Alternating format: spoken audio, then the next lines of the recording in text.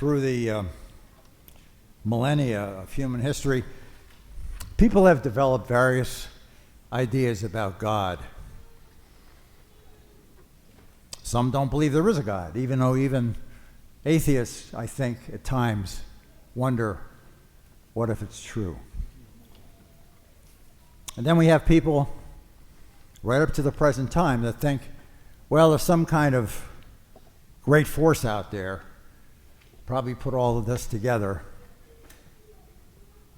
and they kind of hope for the best, like, may the force be with you. And then there are those, like most of the founding fathers of our country, who believed that there was a God. They believed that God was a creating God, but that once he completed his creation, he just kind of left things alone and went off by himself and let the universe take care of itself. Those aren't the gods that we believe in. This Judeo-Christian God that we believe in is a God who loves us, loves every bit of his creation. And he is apart from us for sure, impossibly far away, but he's also impossibly close to us. As one of the saints said, he's closer to us than we are to ourselves. He's always there with us, accompanying us on our journey, loving us, guiding us, always forgiving, sometimes admonishing, but he's always there, intimately involved in our lives. And that's the kind of God that we encounter in the readings today. The first reading with Elijah in the cave is a little bit of backstory that I want to share with you. Elijah, at that time in the history of Israel, was the last surviving prophet. King Ahab's wife, Jezebel, hated the prophets, probably because they told the truth about her dissolute life. And she had them all killed. Elijah was afraid he was next. And so in their reading right before this one today, Elijah is sitting under the broom tree praying that God will take him. He thinks his life is over. He thinks he hasn't been very successful. But this God of ours, this God who is personal to each one of us, loves Elijah and has plans for him. So he wakes him and he sends an angel to provide food and water and gives Elijah the strength to continue with his journey as a prophet. And then our story picks up.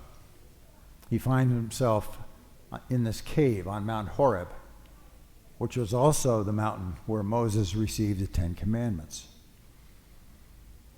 And there he encounters these great forces of nature: earthquake, fire, great wind, trees falling down. He must have been frightened, wondering where God was in all this. But he hangs in there. He's patient. And after a while, all of this tumult calms down. And then he can hear the quiet, whispering voice of God.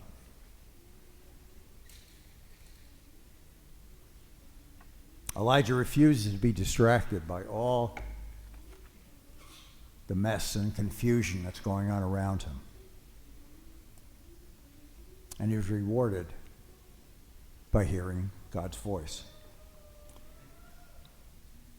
And I think you'd probably agree with me that today our lives are full of distractions, as they are in every age. We have these alarming headlines every day: mass murders,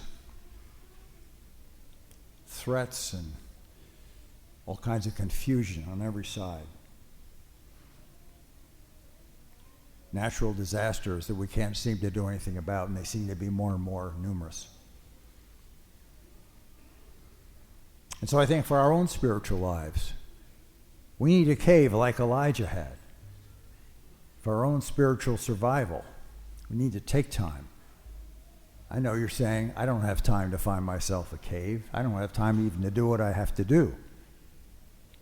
But believe me, it's essential for our spiritual health that we find a quiet place and go there every day and spend a little time so that we too can hear God's quiet voice.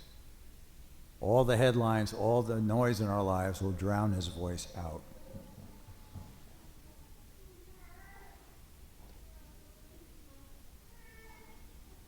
In the gospel, we find a different kind of presence of God. For Elijah, it was a quiet voice. In the gospel, God comes to his disciples in the middle of a storm, a raging storm that's threatening to sink their boat. And they're terrified, and rightly so. Probably none of them knew how to swim. And I think Jesus, his body must have had some sort of inner light illuminating him. Otherwise, how would they see him at 3 a.m. in the middle of a stormy sea? But they see him. And he invites Peter, and Peter comes toward him. And he calms them. And he says, don't be afraid. He says, it is I. And the words he uses, it is I, are the same words that God says to Moses when Moses wants to know, who are you sending me to rescue the Israelites from the Pharaoh? And God says, I am who am. And that's what Jesus says to the disciples, because Matthew doesn't want there to be any doubt in anybody's mind that Jesus is God. And the disciples recognize him after they see this miracle of walking on the water. Even Peter is able to do this miracle. And so they adore him and bend their knees to him. Truly, you are the Son of God. So we have God coming to us, sometimes in powerful ways, sometimes in a quiet, whispering voice. But the bottom line is that he wants to be in communication with us. Any way possible. He'll try anything. Our job is to train ourselves to be attentive, to find that time and that place to be able to listen and recognize his voice in our lives. Maybe there's a career move you want to make, and it's a risky thing. You're not sure. Maybe there's someone in your family that you're at odds with, and you want to be reconciled, but you're afraid you're going to be rejected. Maybe you're just going through a very tough time. The waters are stormy around you, and you don't know what to do. In those moments, just imagine Jesus coming towards you on the water, reaching out his hand, come. And so you take a step, and maybe another step, and then you get afraid. You see how strong the winds are. There's voices all around you. There's confusion and doubt. And you start to sink. And you call out, Lord, save me. And he reaches out his hand and pulls you to safety. And you can take the next step on your journey. And maybe he chides you a little. Why did you falter? Why did you doubt? But he'll do that with a smile on his lips. And that too gives us courage to go on. Amen.